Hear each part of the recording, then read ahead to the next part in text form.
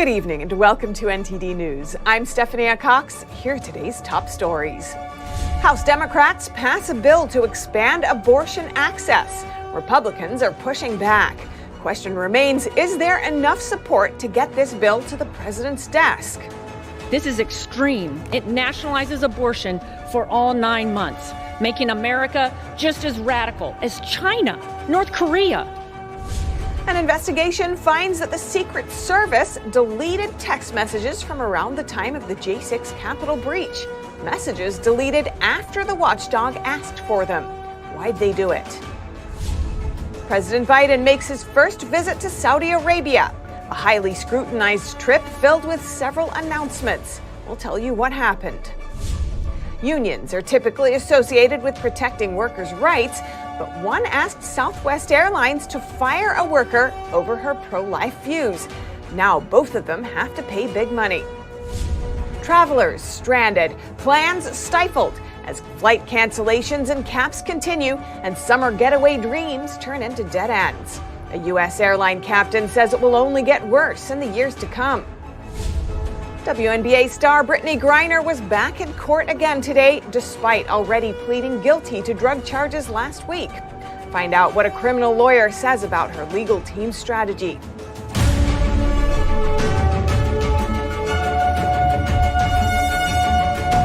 Just weeks after the Supreme Court overturned Roe v. Wade, Democrat lawmakers are trying to restore it.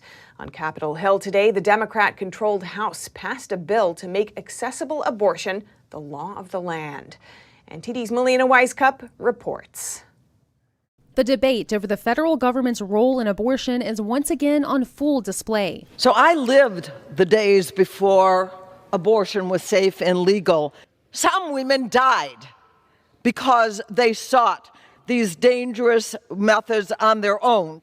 We are a nation of equal opportunity, not equal outcome. We know that abortion is equal outcome. Give those children the opportunity to live. House Democrats passed 2 bills today in response to the Supreme Court's decision to overturn Roe v. Wade. It would require all 50 states to allow abortions, drawing staunch criticism from conservatives. This is extreme. It nationalizes abortion for all 9 months, making America just as radical as China, North Korea. In addition to making abortion access the law of the land, the so-called Protecting Women's Health Act calls parental consent for abortions an obstruction to abortion services. That from the message from the House Democrats and our groups here today is we are not going back. Lead Democrats pushing to expand abortion access nationwide held a rally on the Capitol steps to bolster support.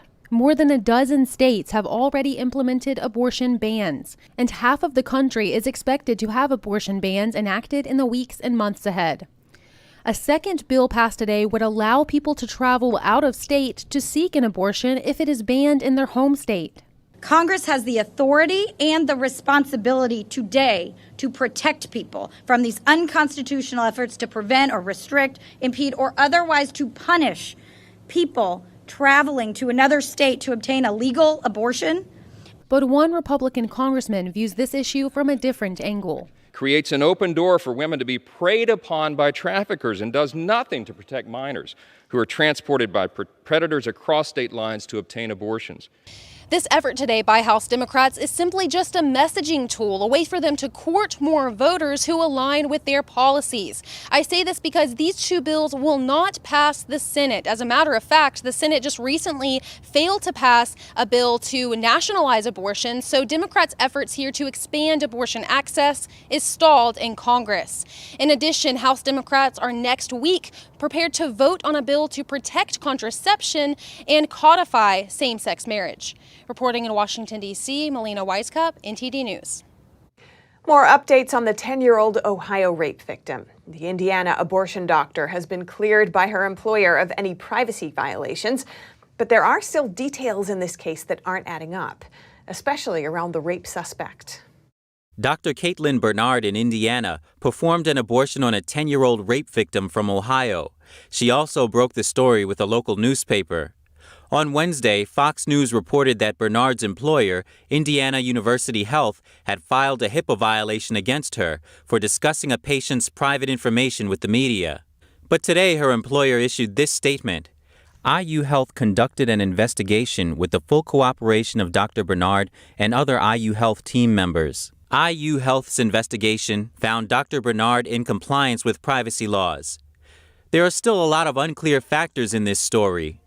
The abortion reported by Dr. Bernard mentioned a 17-year-old rapist, but this week a 27-year-old man, who's allegedly in the country illegally, confessed to having sex with the little girl.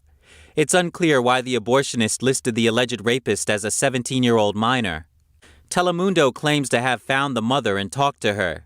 They published this interview with subtitles in which the alleged mother defends the man who confessed to having sex with her daughter.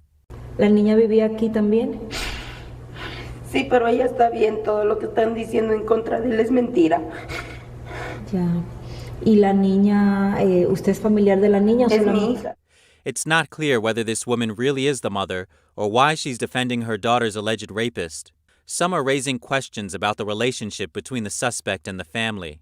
The suspect, Gerson Fuentes, has reportedly been living in Columbus, Ohio for the past 7 years, working in a cafe.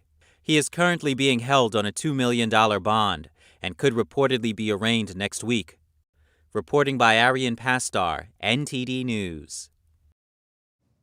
Turning now to an investigation into the J6 Capitol breach, which has found that the U.S. Secret Service deleted text messages sent on the day of the breach. Their deletion is being brought into question, but also the time that it happened. Joseph Kafari, the Inspector General of the Department of Homeland Security, told lawmakers in a letter this week that a number of texts from January 5th and January 6th, 2021 were erased as part of a device replacement program. The DHS is the Secret Service's parent agency. The Secret Service deleted the messages after Kafari's office requested the records as part of its evaluation of the events at the Capitol. The top spokesperson for the Secret Service challenged the report. He said the Inspector General asked for the texts for the first time on February 26th after the pre-planned system migration was well underway, and that during the process, data on some phones was lost. Senator Rob Portman, ranking member of the Senate Committee for Homeland Security, said he is deeply concerned by the letter. And President Biden is in Saudi Arabia, meeting with the country's crown prince and the king. The meeting comes as the president faces criticism for ignoring the Middle Eastern country's human rights abuses. Here are the details. Saudi Arabian Crown Prince Mohammed bin Salman, the presumed heir to the throne, welcomed President Biden at a royal palace in Jeddah on Friday. There, Biden also met with King Salman and top Saudi ministers.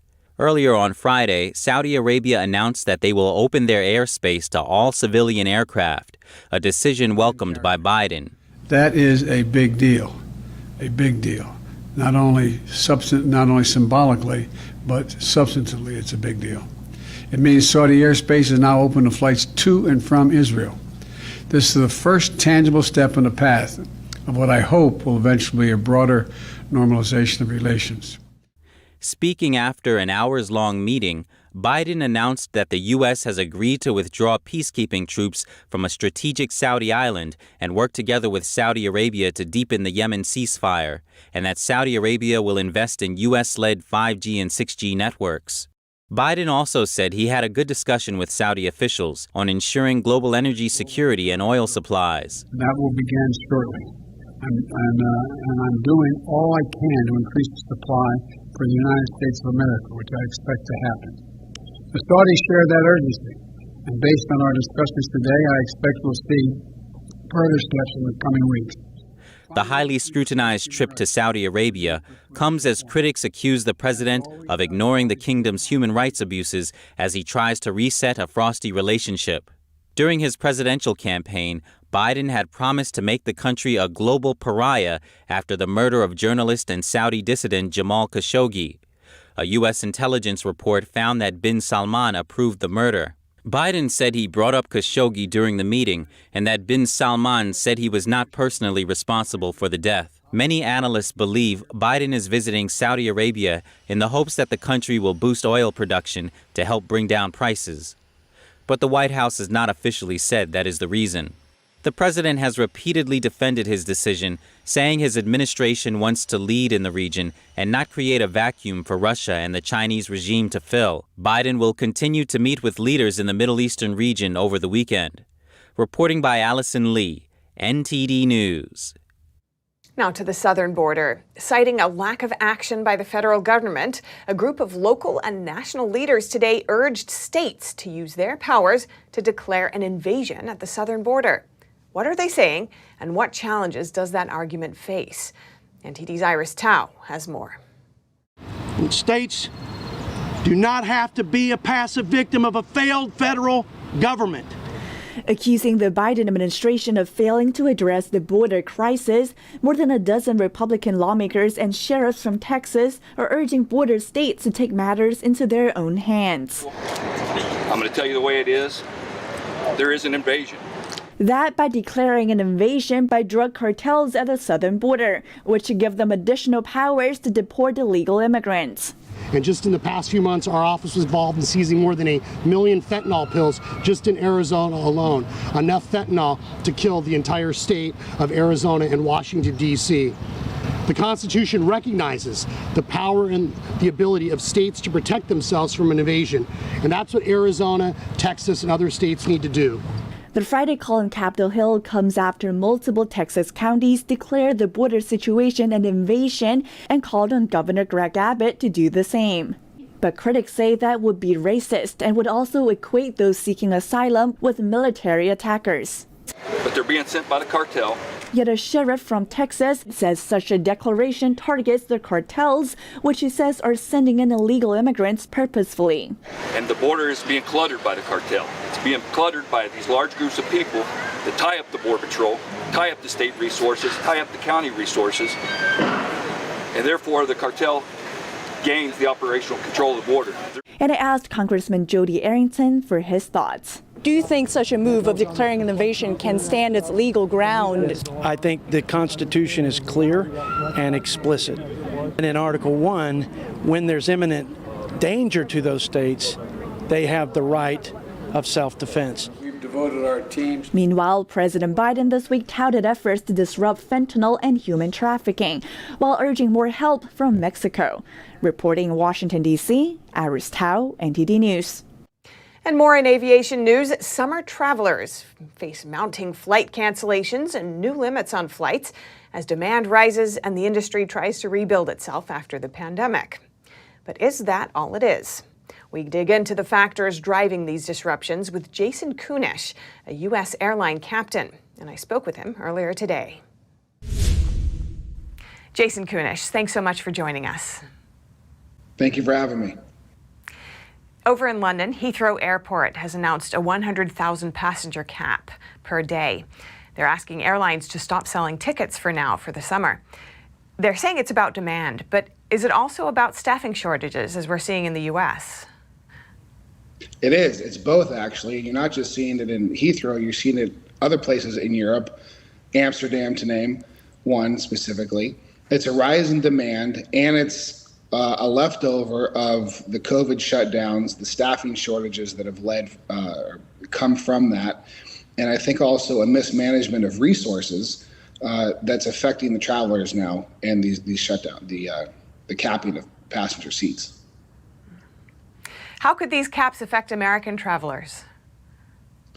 Well, it's going to raise ticket prices. Number one, it's also going to decrease the service that a lot of these airlines offer passengers. So much today in today's competitive aviation world, the only difference between one airline and another, not just is price, but the service and the frequency of these travels. And so what we're seeing now is because all airlines can only fly so many seats on a jet, and therefore it's every ticket is divided in the price by how many seats and how many passengers are on those seats. If the airline caps the amount of people that are allowed on the airplane, it's just going to rise everyone else's ticket prices, affecting everybody. And over in the U.S., airlines have cut about 15% of summer flights. Is it the same factors that have led to that? It is. It's staff shortages. Back over the pandemic, over 400,000 U.S.-based airline employees, pilots, flight attendants, tech people, everyone, top to bottom, were let go, either through early retirements, firings, furloughs, what have you. And it takes a very long time to get those people back. So we're seeing that now. Also, we're seeing a little bit of mismanagement. A lot of these airlines that are running these big operations are using software that's antiquated. It's from the 70s, 80s, and that's the backbone of their operation. So when there are heavy demand times, like over the 4th of July weekend, for example, things melt down, and it does affect everybody. The aviation industry reportedly has a shortage of 12,000 pilots. What do you think they should do if they want to meet this demand? Well, this pilot shortage has been at least 20 years in the making. We all know about what happened in the 90s, military pilots coming out, and then after 9/11, there was too many pilots. And now in the United States, when you have a mandatory retirement age of 65, you have a very old and senior pilot group that's hitting that number. And that's causing a lot of issues, number one. Number two, it takes years to safely train a pilot. And so this problem is not going to be fixed overnight. The 12,000 or so number, I don't know if that's per year over the next 5 years, but I know that some of these major airlines, American Airlines, United, Delta, just to name a few, they're reporting up to 50% of their pilot groups are going to be retiring or leaving the workforce in the next 5 years. So this problem that we're seeing now this summer is only going to be compounded in the years to come. Do you think Congress needs to step in some way, or?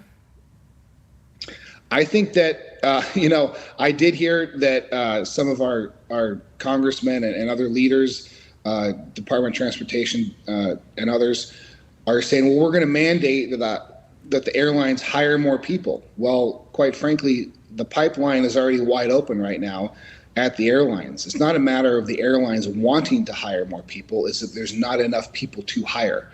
And they still have to maintain a sufficient level of safety and competence and experience when they hire these individuals. And you can't just find those people, because you want to. Those people have to be trained, and you can't force it either. It has to be, someone has to want to do it. They need the aptitude to do it. And so it's not a government mandate issue. Last month, American Airlines announced it's ending services to 3 regional cities. Do you think we'll see more of this in the future? Unfortunately, I do, and that leads to a degradation in passenger service. For example, between Philadelphia and Allentown, they've switched it from regional jets to buses. Same Philadelphia to Atlantic City. They're now busing people with the logo of the airline on the side of the bus. And I think that's kind of what we're going to see more of. All of the major airlines are facing this. It's not just American, it's United and Delta as well. And there's well over several hundred, I'll just put it that way, several hundred regional jets that are currently parked in airports around the world, or the country, because of pilot shortages. And that's only going to be more of a problem here going forward. So if this issue doesn't get resolved anytime soon, how do you think it will affect American travelers and the U.S. economy? We're going to see less service. Let's say there's a regional jet that holds 50 people and it goes 3 times a day to a city pair. Well, you're going to, instead of having 3 times a day that service, you're going to have 1 time a day because it'll be a larger jet. Still only 2 pilots are required, but you're going to get the same amount of people there, just not when you want to go. And also you're going to see ticket prices continue to rise because you're going to have to continue to train and adapt the system to take into consideration these shortages. Jason Kunisch, U.S. Airline Captain, thank you so much for joining us. Thank you. Airline staffing shortages and flight cancellations are causing another problem: lost bags. NTD's Sean Marshall has some tips to help you keep track of your luggage. In what's being called Airmageddon, staffing shortages have caused a luggage problem at London's Heathrow Airport for weeks. most recently causing Delta Airlines to fly a plane from London to its hub in Detroit packed with 1,000 lost bags and 0 passengers on July 11th. Problems have gotten so bad that they asked airlines to cap the number of passengers to 100,000 a day to limit lines, baggage delays, and cancellations. Travel blogger Jen Ruiz has some tips on navigating lost luggage. So the airline is liable for getting you actual, reasonable, verifiable, incidental expenses that come as a result of your bag being delayed. So if there's something that you need to purchase, if there's something that you can track back to your bag, keep those receipts when filing a claim with the airline. Ruiz also gave these tips. Keep expensive items in your carry-on. Prove the contents of your luggage with pictures and receipts of anything valuable. Get a tracking number by using the airline's app to track your luggage. Use AirTags to track your bags wherever they might go. And contact the company through Twitter, direct message, and post to avoid waiting in lines or on the phone. She also mentioned keeping an extra pair of clothes with you for emergency situations. Have a set of pajamas, have a new set of clothes for the next day, so that worst case scenario, if you're at the airport, it's late at night and you realize that this is happening, you can at least change into clean clothes at the hotel and tackle it fresh the next day. It makes a big difference. Everybody likes to have clean underwear to tackle their problems. Willie Walsh, Director General of the International Air Transport Association, said Heathrow should have gotten its act together after airlines predicted a strong rebound in traffic. Sean Marshall, NTD News. And getting a religious exemption for the COVID vaccine while serving in the military has been very rare. The United States Air Force has approved fewer than 2% of applicants. Now, a federal judge has stepped in. NTD's Jason Perry has that story. Of the almost 7,000 U.S. Air Force members who applied for religious exemptions for the COVID vaccine, only 104 were approved. That's a denial rate of about 98%. Now a federal judge has gotten involved. U.S. District Court Judge Matthew McFarland, who was appointed by former President Trump, is preventing the Biden administration from punishing airmen who remain unvaccinated for religious reasons, but had their religious exemption applications denied. The temporary restraining order was filed on Thursday, and those airmen will be safe from punishment for 2 weeks. I don't think there's really any good reason to even be encouraging people to get vaccinated, let alone mandating it. I spoke with Hugh McTavish, who is a biochemist and immunologist and the author of COVID Lockdown Insanity. He's also running for Minnesota governor as an independent candidate. Unless a vaccine really prevents infection, which this one does not, and the disease is quite a bit deadlier than COVID, quite a bit deadlier than the flu, which COVID is not quite a bit deadlier than the flu. In fact, at this point, it's less deadly than the flu. Unless those two conditions are met, neither of which is met in this case, that you should not be mandating vaccination, or really, I don't think, even encouraging it. Then I asked him about the risk of COVID for men and women between 18 and 30, who make up much of the military. They were at zero risk from the early strains, and not zero. They were at very low risk from the early strains, especially if you're not obese, which not many people, you can't be morbidly obese and be in the military. So yeah, no. If in that 18 to 30-year-old age group, the original strains, which were, I calculate, 1.7 times deadlier than the flu overall, but in the 18 to 30-year-old age group, they were less deadly than the flu. Meanwhile, approximately 62,000 unvaccinated Army National Guardsmen and reserve soldiers are facing loss of pay as the Army prepares to enforce its vaccine mandate. Jason Perry, NTD News. Now, some updates on the Elon Musk Twitter saga. A judge has set a date for the first hearing on Twitter's lawsuit against Musk. It'll be held next Tuesday, July 19th, in a Delaware court. Twitter is trying to force Musk to follow through on his $44 billion bid to buy the platform. That would give Twitter stockholders about $54 per share. Right now, Twitter shares are at about $38, nearly 30% lower than that original offer. In the first hearing next week, the judge will consider Twitter's request to fast-track the case and try it in 4 days in September. Usually, cases like this can take weeks. And if you have any news tips or feedback for the show, you can email us at eveningnews@ntd.com. And coming up, the Drug Enforcement Administration seized a record-breaking number of fake pills in Southern California last month. Where did they come from, and how much were they worth?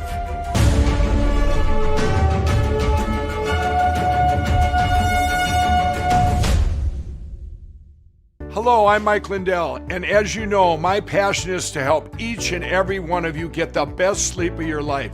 That's why I created my new Giza Dreams bed sheets. I started by using the world's best cotton called Giza. It's only grown in a region between the Sahara Desert, the Mediterranean Sea, and the Nile River. It's ultra soft and breathable, but extremely durable. I guarantee you they'll be the most comfortable sheets you'll ever own. I do not like my sheets. I love my Giza Dream sheets. I'm interrupting this commercial to bring you my BOGO extravaganza. For example, you can buy one of my Giza Dream bed sheets and get a second set absolutely free. Or my 6-piece towel sets. Buy one set, get another one absolutely free. Or you can get my classic premium My Pillow and get another one absolutely free. So call the number on your screen or go to mypillow.com. Use your promo code to get my buy one, get one free offers and get deep discounts on all my pillow products. Communism is evil. Oh, come on. Listen, if you're as tired of the censorship as I am, I've actually got good news for you. Check out epictv.com. It's a brand new censorship-free video platform where you can find not only my show, but other deep documentaries, great programs, and honest movies that bring you the news without all the spin and the fake narratives. So, I'll see you there. Navigating a world of economic madness, you need to have the right guide. What do today's decisions mean for your tomorrow? We ask why. What's the alternative? Uncover the deeper reasons and the hidden influences, and highlight the real opportunities for profit. At NTD Business, we connect the dots for you. Good evening. Thanks for joining us. NTD Business. I'm Paul Griner.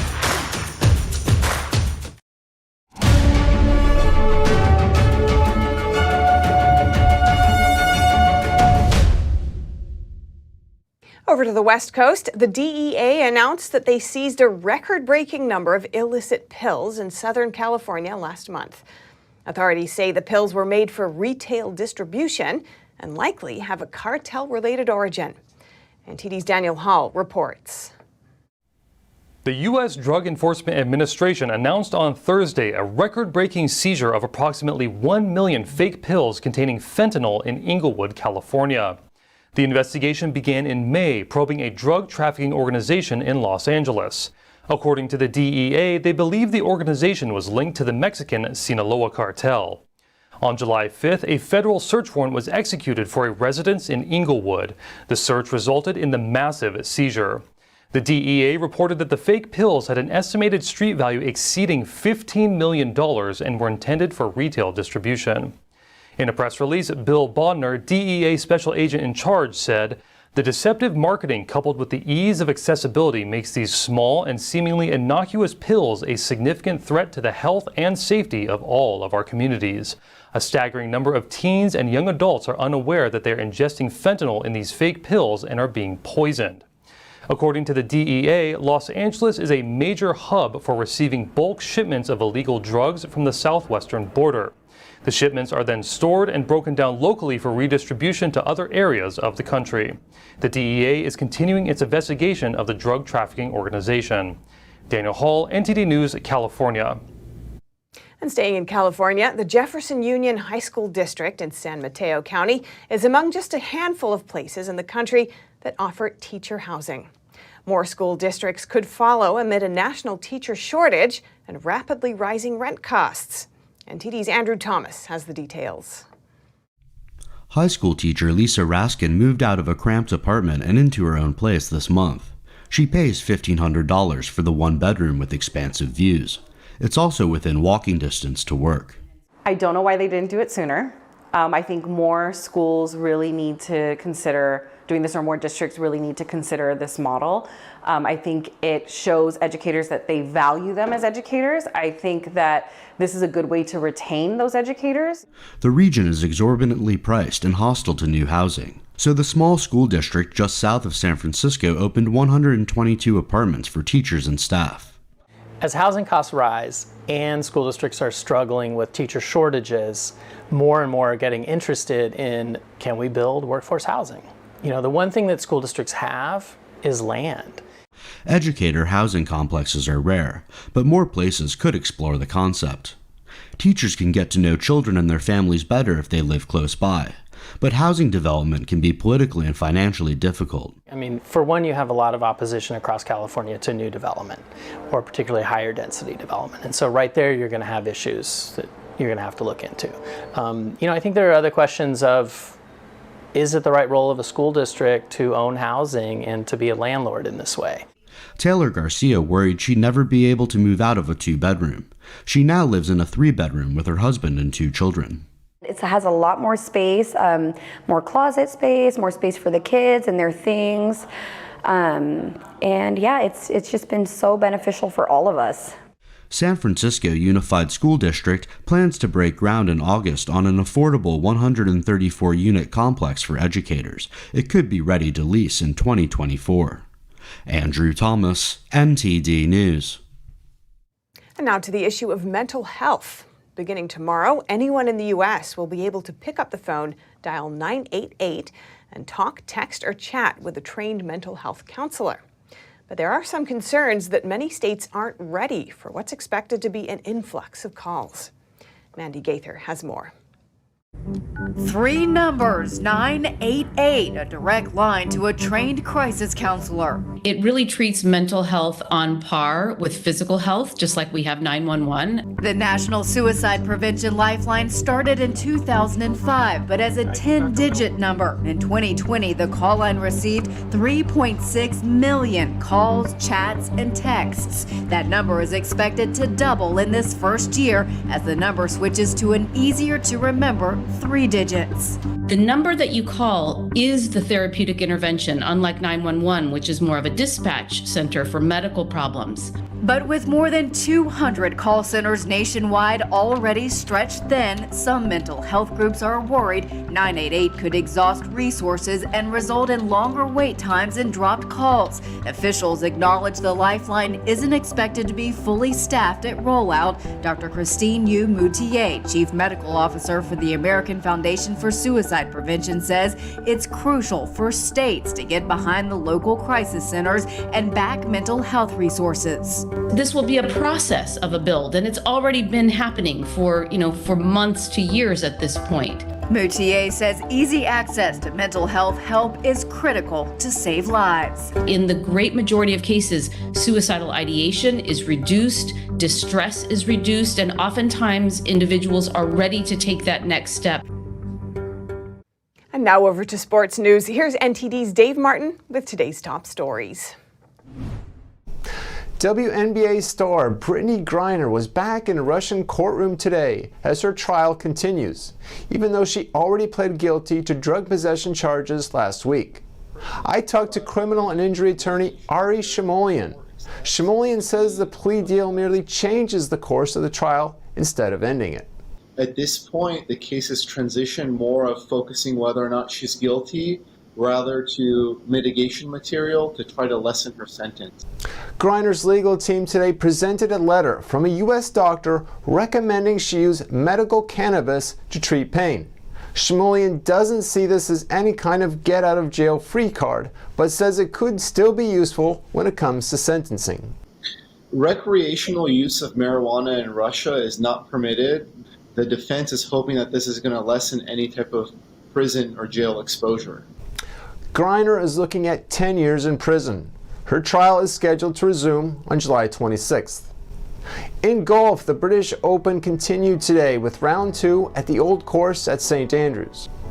Tiger Woods, who struggled to an opening round score of 78 yesterday, did marginally better today with a 3 over 75 while managing a single birdie. But sitting near the bottom of the leaderboard with a 9 over score, he's well behind the projected weekend cut of even par. Elsewhere at the Open, Australia's Cameron Smith was a big winner today, posting an 8 under par to pass American Cameron Young. Young, who put up an 8 under yesterday to lead the way, shot a 3 under today and is 2 shots behind Smith. Other notables include Rory McIlroy, who was third after 13 holes today, while LIV golfer Dustin Johnson finished with a 5 under, putting him 4 shots behind the leader, Smith.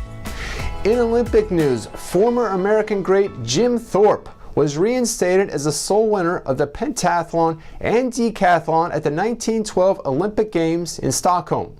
The ruling by the IOC comes on the 110th anniversary of Thorpe winning those events, after which he was called the greatest athlete in the world by Sweden's King Gustav V. Thorpe was stripped of his golds a few months later, though, when it was learned he previously had played minor league baseball. In 1982, the IOC decided to give back the gold medals to his family, yet his records weren't reinstated, nor was his official designation as winner of the 2 events. The pentathlon features 5 events: fencing, shooting, swimming, running, and horseback riding. And Thorpe dominated the event, winning 4 of the 5 competitions and tripling the score of the second-place finisher. The decathlon, meanwhile, is a 10-event competition that Thorpe won handily. Thorpe, who died in 1953, was voted the greatest athlete of the first half of the 20th century by the Associated Press. In addition to his Olympic prowess, Thorpe made it to the big leagues in baseball, was a 2-time All-American in college football, and his success in professional football put him in the NFL's Hall of Fame. That's all for your sports news today. Back to you, Steph. Thanks, Dave. And coming up, residents in Sri Lanka are celebrating after the president officially resigns. An interim leader has been appointed, but what happens next? And a Russian missile strike kills at least 23 people. The Ukrainian president calls it an act of terror.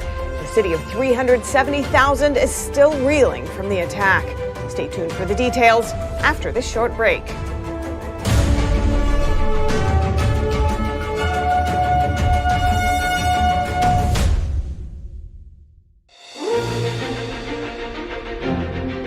NTD's Capital Report. It's about getting answers, cutting through the fog of politics. It's about your questions and our chances to ask. What is the net impact of the American Congressman Graves? Thank you for joining us. We're speaking to those in power to find out what does this mean for the people. We're here so you're in the know.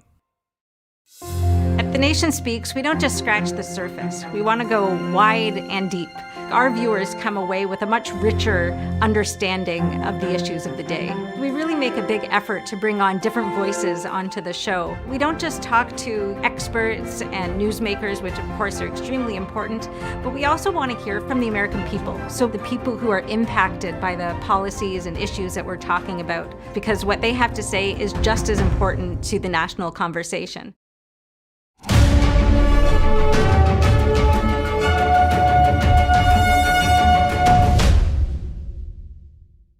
Sri Lanka's Prime Minister was sworn in today as interim president.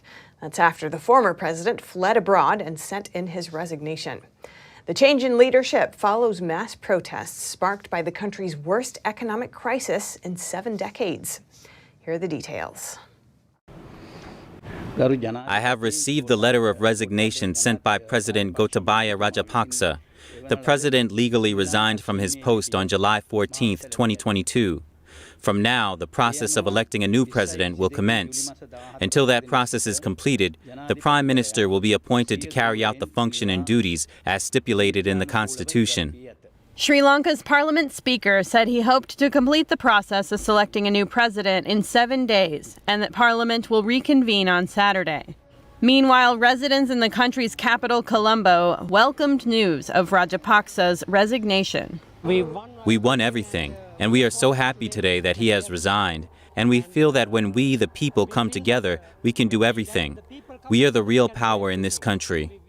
He had to resign because he brought us onto the streets. He made his own life for himself, but has left us stranded on the streets. We don't eat, we don't sleep, We just live here, lining up for gas to feed our children. Rajapaksa landed in Singapore on Thursday, having fled on a military jet along with his wife and 2 security guards. Street protests against Sri Lanka's economic crisis have simmered for months. Things came to a head last weekend when hundreds of thousands of people took over government buildings in Colombo. They blamed the Rajapaksa family and allies for runaway inflation, shortages of basic goods, and corruption. As of Friday morning, hundreds of protesters remain camped outside of the presidential palace. Sri Lanka's geopolitical value has not only brought opportunities, but also China's attention. By expanding its control in the Indo-Pacific region, China absorbed Sri Lanka into its Belt and Road Initiative. Now, Beijing has become the country's biggest lender. Next, we take a closer look at how Sri Lanka found itself in this situation and how it might dig itself out from under a mountain of debt.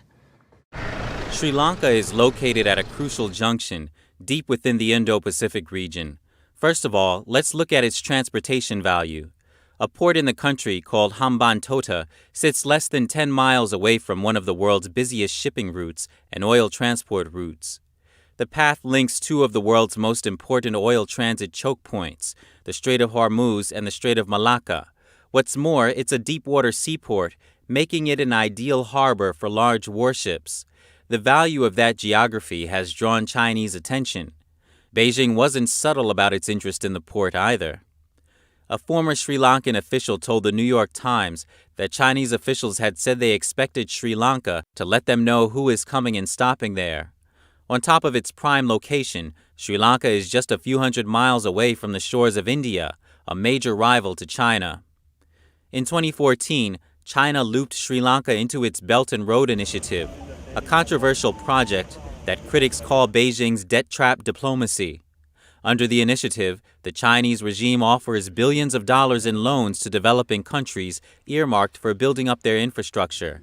But when countries fail to pay back the money, the regime takes control of their strategic assets, like ports that could prove useful for military purposes. In Sri Lanka's case, Beijing funneled billions of dollars into the country to help build up the Hambantota port. But the South Asian country was later forced to hand over control of the port to China on a 99-year contract after it failed to pay back its Chinese debt. Fast forward to today, Sri Lanka is facing a debt crisis, but some countries are lending a hand. Washington announced $120 million in grants for small and medium-sized enterprises in Sri Lanka. G7 member nations also voiced plans to help relieve Sri Lanka's debts. Neighboring India offered even more financial help. India has pledged over $4 billion in loans. It's also mulling over the possibilities of additional support, like a $500 million credit line for fuel.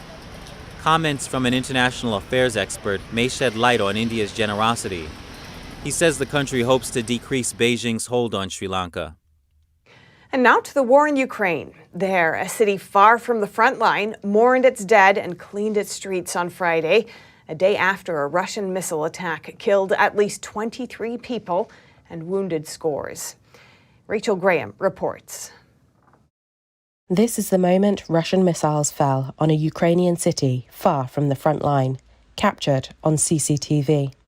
The city of Vinnytsia, 125 miles southwest of Kiev, is home to around 370,000 people.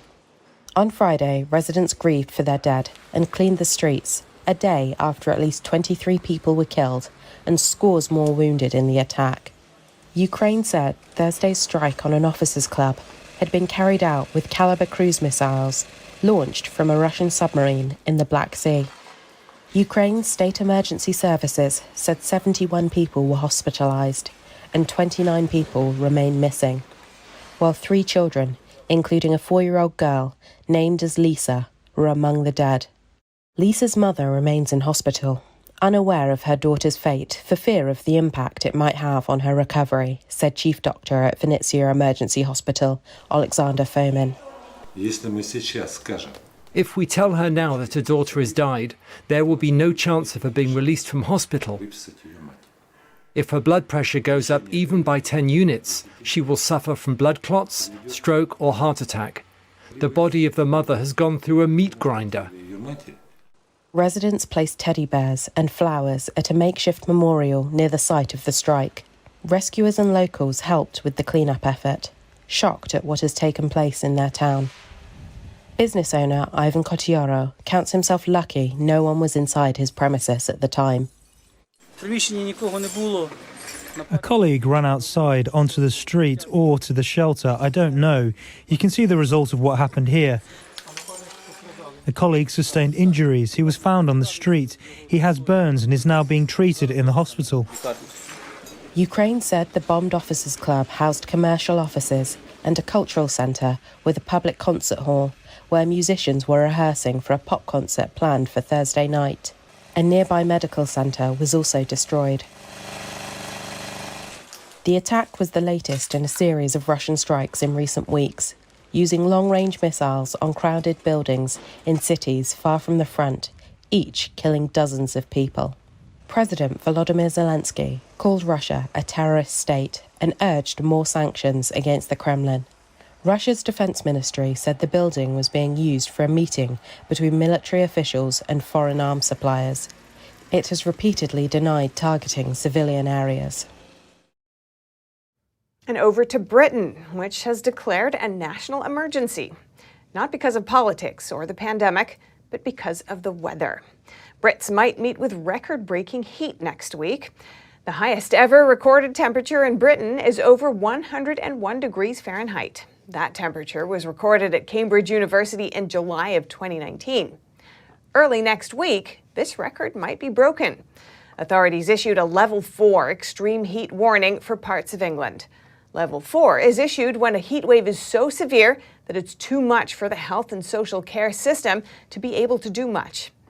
British authorities say at this level, illness and death may occur among the fit and healthy, not just in high-risk groups. The highest temperatures are expected for Monday and Tuesday. And coming up, one antique store is reinventing itself to stay ahead of the game, leading the way with a new shopping experience. Stay tuned for more when we come back.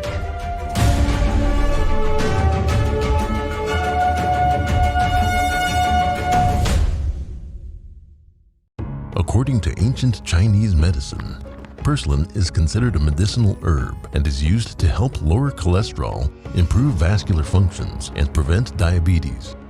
Perilla seeds can nourish the lungs and spleen. It is used to treat asthma and improve pulmonary functions. Puritang green vegetable omega-3 is made from purslane and perilla seeds from Hwangmae Mountain in South Korea. It contains over 90% of omega-3, 6, 7, and 9. The highest concentration possible without chemical additives. The soft gel is made of natural seaweed. It is 100% organic and vegan. Both adults and children can take it with peace of mind.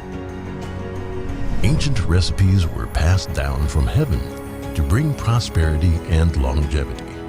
Puritang green vegetable omega-3.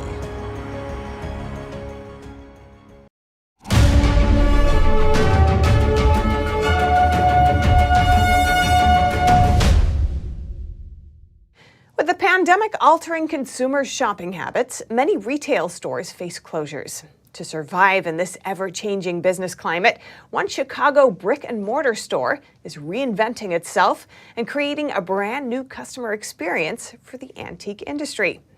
Here's that story.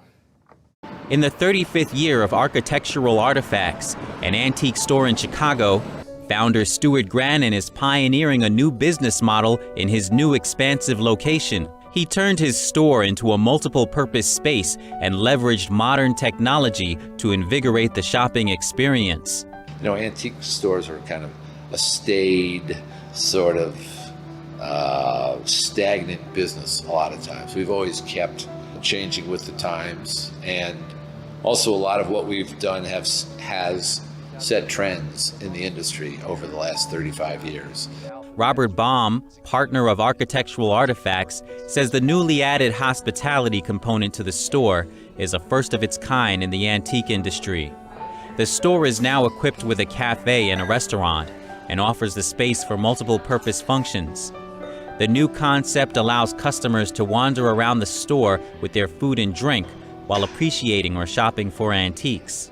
We're utilizing every square inch of this building. And so rooms, places, spaces, hallways, they're all sort of doing double and triple duty. So this can be a store where people are buying this awesome couch or a table. It could also be a meeting room where people are bringing investors or they're bringing their friends to play board games at the same time. And then it could turn around and at night be a party room for someone else celebrating like a wedding or a baby shower or something like that. A new trend the store is setting is the use of QR codes. When you scan a QR code next to an artifact, it takes you to a YouTube video about the history of the item. The QR codes for the retail, there's no one really doing it in-house, inside of a store, like to learn about what's going on. Each one of these is unique, so for people to find out and get the individual stories from all these pieces, it's really just, it's an experience is really what we've created here. Offering unique artifacts from around the world is what Griner is successful at. One of Griner's personal favorites is a workman's bench with a few hundred years of history. It's got a live edge, it's maple. You'll notice it has a beautiful shape, lots of curves, very intentional cutouts, and it was from a violin factory in Italy. Griner's collection also includes a pair of 120-year-old French carousel lions from Buenos Aires, Argentina, that no one could get their hands on. Many dealers in Buenos Aires who wanted these, but the shop was never open, and the guy would never sell anything if he was open, and he just liked me that day. Griner is confident that his new endeavor will give customers a renewed shopping experience of wander and wonder in his antique store. Reporting by Angela Moy, NTD News, Chicago. And that's all for today's news. Thanks for tuning in. I'm Stephanie Cox.